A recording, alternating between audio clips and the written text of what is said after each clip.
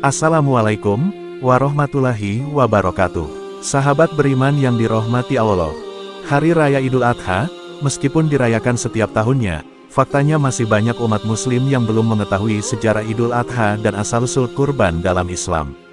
Idul Adha merupakan hari raya umat Islam yang dilaksanakan pada tanggal 10 Zulhijjah. Pada hari raya Idul Adha ini, umat muslim disunahkan untuk menyembelih hewan kurban bagi yang mampu. Selain kisah penyembelihan Nabi Ismail oleh ayahnya, Nabi Ibrahim, ternyata ada cerita menarik lain yang perlu diketahui sebagai umat Islam terkait ibadah kurban ini. Lantas seperti apa kisahnya? Berikut ulasan lengkapnya, sejarah Idul Adha dan asal-usul kurban sebagaimana dirangkum dikutip dari berbagai sumber.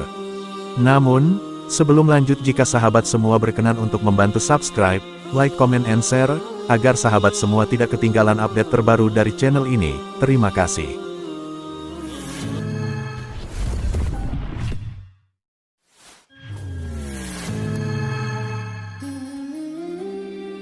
Sejarah dan asal-usul kurban pertama kali di muka bumi.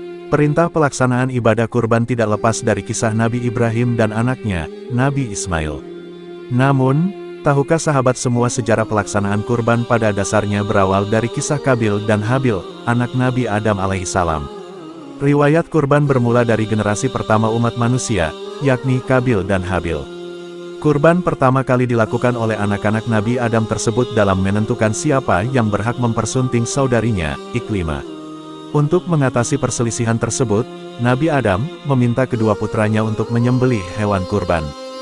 Dengan ketentuan, siapa yang kurbannya diterima oleh Allah, maka dialah yang berhak mempersunting Iklimah. Habil yang seorang pengembala mengorbankan seekor kambing yang gemuk.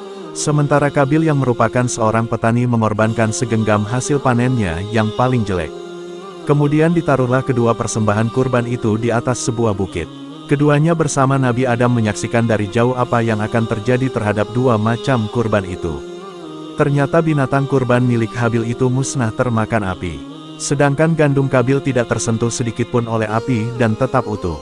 Kisah pengorbanan kedua anak Adam ini tertuang dalam Al-Quran Surah Al-Maidah ayat 27. Yang artinya, dan ceritakanlah Muhammad yang sebenarnya kepada mereka tentang kisah kedua putra Adam, ketika keduanya mempersembahkan kurban, maka kurban salah seorang dari mereka berdua, Habil diterima dan dari yang lain, Kabil tidak diterima. Dia, Kabil, berkata, "Sungguh, aku pasti membunuhmu." Dia, Habil, berkata, "Sesungguhnya Allah hanya menerima amal dari orang yang bertakwa." Dalam ayat tersebut dijelaskan bahwa kurban milik Habil yang berupa domba yang gemuk yang diterima oleh Allah karena bentuk ketakwaannya. Sementara Kabil, karena ketidakikhlasannya, sehingga kurbannya tidak diterima oleh Allah Subhanahu wa Ta'ala.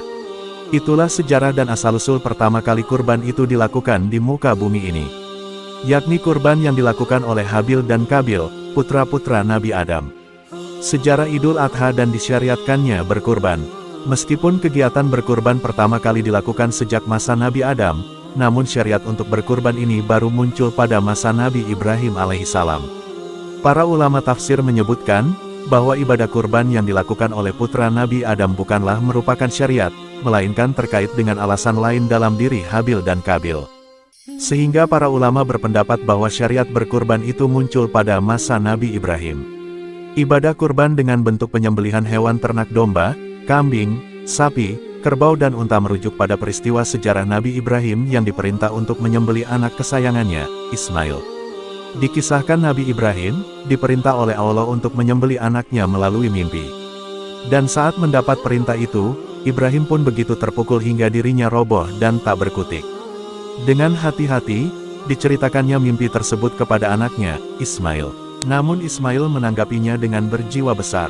Ia tidak merasa keberatan sedikitpun, bahkan mendorong ayahnya agar tidak ragu-ragu melaksanakan perintah Tuhan tersebut. Melihat ketegaran putranya, Ibrahim pun teguh dengan mimpinya. Hatinya tenang dalam kepasrahan kepada Allah Subhanahu wa Ta'ala. Ayah dan anak ini pun bersiap untuk menjalankan perintah Tuhannya. Ismail siap disembelih. Ibrahim membaringkannya, kemudian mengambil pisau yang sudah diasah terlebih dahulu, diayunkannya pisau tajam tersebut ke arah Ismail. Namun, seketika itulah Allah memanggil Ibrahim. Karena kepasrahannya, Allah pun menerima pengorbanan Ibrahim. Allah memerintahkan agar mengurungkan penyembelihan Ismail. Sebagai gantinya, di situ sudah tersedia seekor hewan sembelihan yang besar, sehat dan gemuk. Perintah untuk berkurban dalam Islam.